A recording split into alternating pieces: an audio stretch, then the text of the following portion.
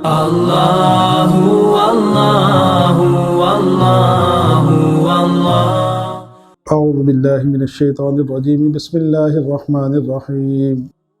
وما لی لا اعبد الذی فطرنی والیہ ترجعون، صدق اللہ العظیم۔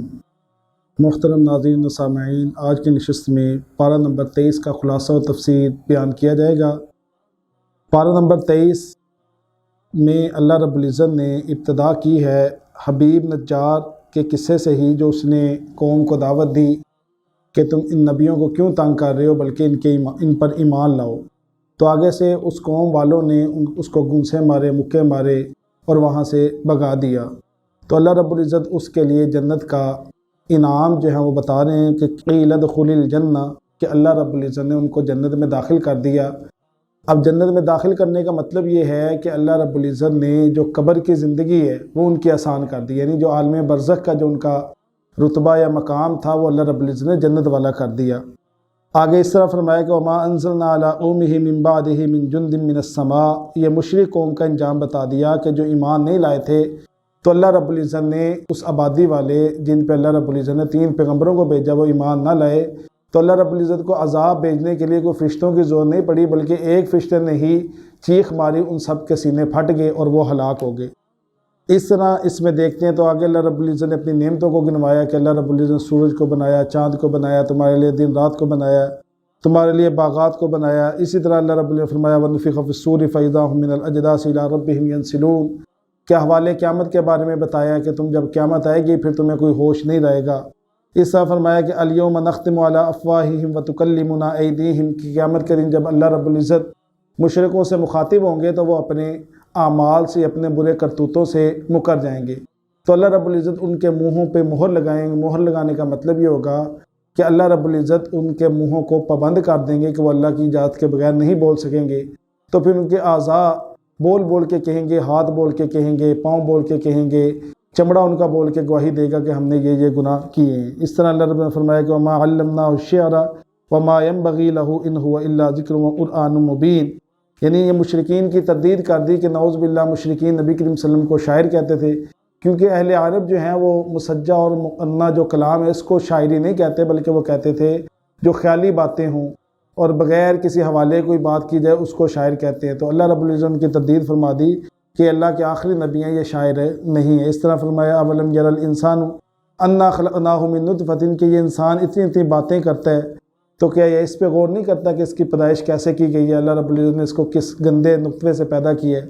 اصل میں ان آیات کے بارے میں بتاتے ہیں کہ عاص بن وائل یہ ایک مشرک تھا، یہ نبی کریم صلی اللہ علیہ وسلم کے سامنے پرانی ہڈی کو لے کے اس کا قیمہ بنا کے کہتا تھا کہ اللہ رب العزت اس کو دوبارہ زندہ کریں گے،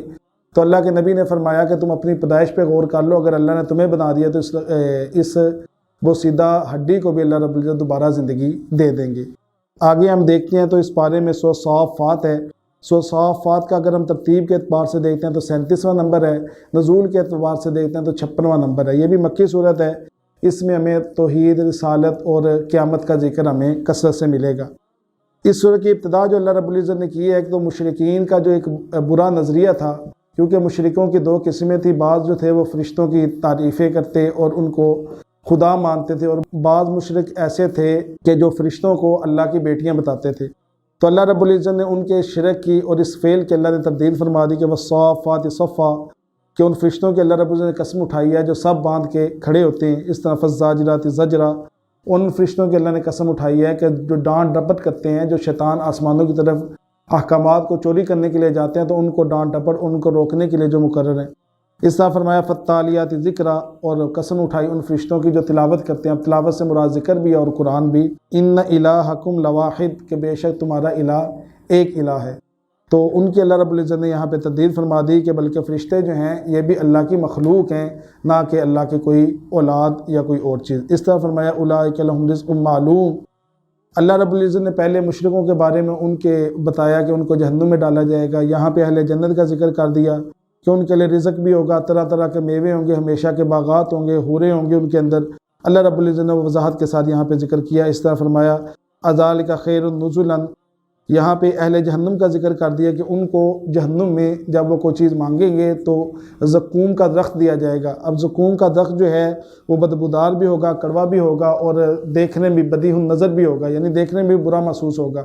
اب اہل مکہ جو تھے وہ یہ بھی اعتراض کرتے تھے کہ یہ کیسی بات ہے کہ آگ کے اندر درخت ہوگا، تو اللہ رب العزت پہ قادر ہے، کیونکہ آج کی سائنس نے یہ ثابت کیا ہے کہ جس طرح پانی میں اور دیگر جگہوں پہ درخت ہو سکتے ہیں تو آگ میں بھی درخت ہو سکتے ہیں۔ اس طرح آگے اللہ رب العزت نوح علیہ السلام کے قصے کو ذکر کیا کہ اللہ رب العزت نے ان کو نجات دی، اور جو ان پہ ایمان لائے اللہ نے ان کو نجات دی۔ اس طرح اللہ رب العزت نے ابراہیم علیہ السلام کا ذکر کیا کہ انہوں نے اپنی قوم کو سمجھایا اور ان کو خوشخبریاں سنائی کہ اگر تم ایمان لاؤ گے، دین حنیف پہ آ جاؤ گے تو اللہ رب العزت تمہیں کامیاب کر دیں گے، لیکن انہوں نے انکار کیا تو اللہ رب العزت نے پھر ان پہ بھی عذاب کو مسلط کیا۔ لیکن اللہ رب العزت جو اپنے مقربین ہوتے ہیں ان کو بھی آزمائش میں ڈالتے ہیں کہ اللہ رب العزت نے اسماعیل کے ذریعے ابراہیم علیہ السلام کا جو اولاد تھی ان کی، اور کافی عرصے کے بعد اللہ نے اولاد کی نعمت سے نوازا تھا، تو ان کو ذبح کرنے کا خواب میں دیکھا، کیونکہ نبی کا خواب بھی وہی ہوتا ہے، تو اس پہ بیٹا بھی تیار ہو گیا اور باپ بھی، لیکن اللہ رب العزت نے پھر ایک دمبے کو بھیجا اور اس کو ان کی جگہ ذبح کیا گیا، اور آج بھی وہ سنت جو ہے وہ چلی آ رہی ہے۔ فلما بلغ معه السعي قال يا بني انی ارى في المنام، کہ میں تجھے ذبح کرتا ہوا دیکھ رہا ہوں خواب میں، تو بچہ بھی یہی تھا، اس نے کہا کہ یا ابت افعل ما تؤمر، جو آپ نے دیکھا وہ کر گزریے۔ اس طرح آگے ہم دیکھتے ہیں تو یونس علیہ السلام کا ذکر ملتا ہے۔ یونس علیہ السلام عراق کے شہر موصل کی طرف مبعوث کیے گئے تھے۔ اللہ رب العزت سے کہا کہ 3 دن میں آپ کی قوم کی طرف عذاب آئے گا، لیکن یونس علیہ السلام 3 دنوں سے پہلے اپنی بستی کو چھوڑ کے چلے گئے۔ قوم والوں نے سچی توبہ کی، اللہ نے توبہ کو قبول کیا اور ان پہ عذاب ٹل گیا۔ یونس علیہ السلام نے جب دیکھا کہ میری قوم پہ عذاب تو نہیں آیا، تو واپس اس لیے نہیں آئے کہ کہیں قوم والے مجھے جھوٹا تصور کرتے ہوئے قتل نہ کر دیں، اس لیے آگے چلے گئے۔ اللہ رب العزت نے پھر آگے آزمائش میں مبتلا کیا، پھر وہ مچھلی کے پیٹ میں رہے، اس کے بعد اللہ رب العزت کو نجات دی، پھر واپس قوم کی طرف آئے۔ اس طرح فرمایا فاستقم لربک البنات ولہم البنون، کہ یہاں پہ اللہ رب العزت نے مشرکین مکہ کی تردید فرما دی کہ مشرکین مکہ کہتے تھے کہ جو شروع میں بھی بات کی کہ فرشتے اللہ کی بیٹی ہیں، تو اللہ رب العزت فرما رہے ہیں کہ یہ اپنے لیے تو بچوں کو پسند کرتے ہیں کہ ہمارے بیٹے ہوں، اور جب ان کو کوئی بیٹی کی خبر دی جائے تو ان کے چہرے سیاہ ہو جاتے ہیں۔ تو کیا یہ اس بات پہ گواہ ہے کہ اللہ رب العزت نے فرشتوں کو بیٹیاں بنایا ہوا ہے؟ کہ سبحان ربک رب العزت، اللہ رب العزت نے اس صورت کے آخر میں فرما دیا کہ سبحان ربک رب العزت عما یصفون، کہ تمہارا رب یہ جو منہ سے باتیں نکالتے ہیں کہ فرشتے نعوذ باللہ اللہ رب العزت کی بیٹی ہیں، اللہ رب العزت سے پاک ہیں۔ اس طرح وسلام علی المرسلین، اور رسولوں کو یہ جھوٹا جو کہتے ہیں نعوذ باللہ، اللہ رب العزت ان پہ سلامتی بھیجتے ہیں۔ اس طرح فرمایا والحمدللہ رب العالمین، اور یہ جو اللہ کے علاوہ دیگر معبودان باطلہ کو یہ خدا بناتے ہیں، تو اللہ رب العزت تمام جہانوں کو پالنے والے ہیں اور قابل تعریف ہے۔ اس طرح آگے اس بارے میں سورۃ صاد کو ذکر کیا۔ اگر ہم نزول کے اعتبار سے دیکھتے ہیں تو اس کا 37واں نمبر ہے، اور ترتیب کے اعتبار سے اس کا 38واں نمبر ہے۔ اللہ رب العزت نے اس سورت کی ابتدا فرمائی صاد والقرآن ذی الذکر، کہ اللہ رب العزت نے پڑھے جانے والی کتاب یعنی قرآن پاک کی قسم اٹھائی، اور اس کے ساتھ اللہ رب العزت نے فرمایا کہ اجعل الآلہۃ الہا واحدا، کہ کیا وہ اللہ کے ساتھ دیگر الہوں کو بھی بناتے ہیں۔ اصل میں ہوا یہ تھا کہ ابو طالب جو نبی کریم صلی اللہ علیہ وسلم کے چچا تھے، جنہوں نے رشتہ داری کا صحیح حق ادا کیا، انہوں نے نبی کریم صلی اللہ علیہ وسلم کے پاس اہل قریش آئے اور آ کے کہنے لگے ابو طالب سے کہ آپ اپنے بھتیجے کو سمجھائیں کہ یہ ہمارے معبودوں کو غلط نہ کہیں، ہم ان کے ساتھ یہ جو کر رہے ہیں وہ کرتے رہیں، ہم اپنے خداؤں کو معبود مانتے رہیں۔ انہوں نے نبی کریم صلی اللہ علیہ وسلم سے بات کی تو اللہ کے نبی نے فرمایا کہ میں آپ کو ایسی بات نہ بتاؤں کہ جس سے تمام عرب اور عجم والے ان کے سامنے اپنے سروں کو جھکا لیں گے، ان کے متحد ہو جائیں گے۔ تو ابو طالب نے پوچھا کیا ہے، تو نبی کریم صلی اللہ علیہ وسلم نے فرمایا کہ کلمہ توحید پڑھ لو، اشہد ان لا الہ الا اللہ و اشہد ان محمد رسول اللہ۔ لیکن جب انہوں نے سنا، انہوں نے کہا یہ کیا بات ہوئی، ہم ایک الہ کو مانیں اور اپنے باقی الہوں کو چھوڑ دیں، ایسا ہم نہیں کر سکتے۔ وہ اپنے کپڑوں کو جھاڑا اور اٹھ کے چلے گئے۔ تو اللہ رب العزت نے اس بات کو کہا کہ کیا ان کو یہ عجیب بات لگتی ہے کہ وہ ایک الہ کو مان سکیں۔ اس طرح فرمایا وَهَلْ أَتَاكَ نَبَأُ الْخَصْمِ إِذْ تَسَوَّرُوا الْمِحْرَابَ، اللہ رب العزت نے یہاں پہ آزمائش کا ذکر کیا ہے، داؤد علیہ السلام کے آزمائش کا، کہ داؤد علیہ السلام کے پاس اپنے حجرے میں بیٹھے ہوئے تھے، دیوار سے پھلانگ کے 2 آدمی اندر آئے اور انہوں نے اپنا فیصلہ کروایا۔ فیصلے میں انہوں نے پوچھا کہ ایک کے پاس 99 بکریاں اور ایک کے پاس ایک ہے، جو ایک والا ہے، جو 99 والا ہے وہ ایک والے سے وہ بھی لینا چاہتا ہے۔ تو داؤد علیہ السلام نے فرمایا یہ تو ظلم کر رہا ہے۔ اصل میں داؤد علیہ السلام سے کوئی اجتہادی غلطی ہوئی تھی، اس پہ اللہ رب العزت نے تنبیہ کروانے کے لیے ان کو بھیجا تھا، جب داؤد علیہ السلام نے یہ فیصلہ فرمایا تو فوری اپنی جو اجتہادی غلطی تھی اس پہ اللہ کے حضور معافی مانگی اور سجدہ ریز ہوئے۔ تو یہاں سے ہمیں بھی یہی سبق ملتا ہے کہ اگر ہم کوئی گناہ کریں تو اس پہ مصر نہ ہو جائیں، ڈٹ نہ جائیں، بلکہ فوری اللہ کے حضور توبہ کریں سچے دل سے، اور اللہ سے اپنی استغفار اور بخشش کی کامل دعا کرنے کی کوشش کریں تاکہ ہمارے باقی اعمال ٹھیک ہو سکیں۔ اس طرح اگر اللہ رب العزت نے داؤد علیہ السلام کے لیے انعام کے طور پہ سلیمان علیہ السلام جو ان کے بیٹے تھے ان کا ذکر کیا کہ اللہ رب العزت نے ان کو طرح طرح کی نباتات پہ، جمادات پہ، انسانوں پہ، چرند پرند، ہر چیز پہ اللہ نے ان کو حکومت دی تھی، تو اسی طرح ان کا یہاں پہ یہ بھی ذکر ملا کہ جو اللہ نے ان کو اتنی نعمتیں دی ہوئی تھیں، ان نعمتوں کی وجہ سے وہ خدا کے ذکر سے غافل نہیں ہوتے تھے کہ ایک مرتبہ ان کی نماز، عمدہ گھوڑے جو جنگ کے لیے اور جہاد کے لیے رکھے ہوئے تھے ان کو دیکھنے میں ان کی نماز قضا ہو گئی، تو انہوں نے ان تمام گھوڑوں کو اللہ کے راہ پہ قربان کر دیا کہ یہ اللہ کی نعمتیں تو ہیں لیکن ان کی وجہ سے میں اللہ کی یاد سے غافل ہوا ہوں۔ تو یہ ہمیں بھی یہی فکر کرنی چاہیے کہ اگر اللہ نے ہمیں مال دیا، اولاد دی ہے، کسی اور نعمت میں ہم ہیں تو اس کی وجہ سے ہم اللہ کی یاد سے غافل نہ ہوں۔ اس طرح اللہ رب العزت نے یہاں پہ ایوب علیہ السلام کا ذکر کیا کہ ایوب علیہ السلام پہ بھی اللہ نے ایک آزمائش ڈالی، اللہ رب العزت نے بعد میں ان کو سرخرو بھی کیا، لیکن ہوا یہ کہ ان کی بیوی کے پاس شیطان طبیب کی شکل میں آیا اور کہنے لگا کہ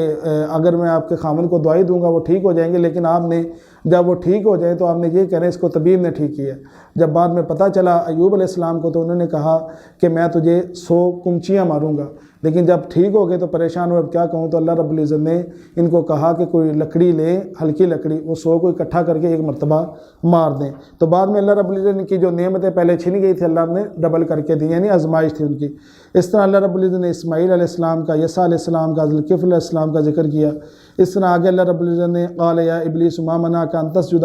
تخلیق آدم میں جو ابلیس آڑے آیا اس کا ذکر کیا، اس کو اللہ رب العزت نے تنبیہ کی اور اپنے بندوں کو بتا دیا کہ اس کے وار سے وہی بچ سکے گا جو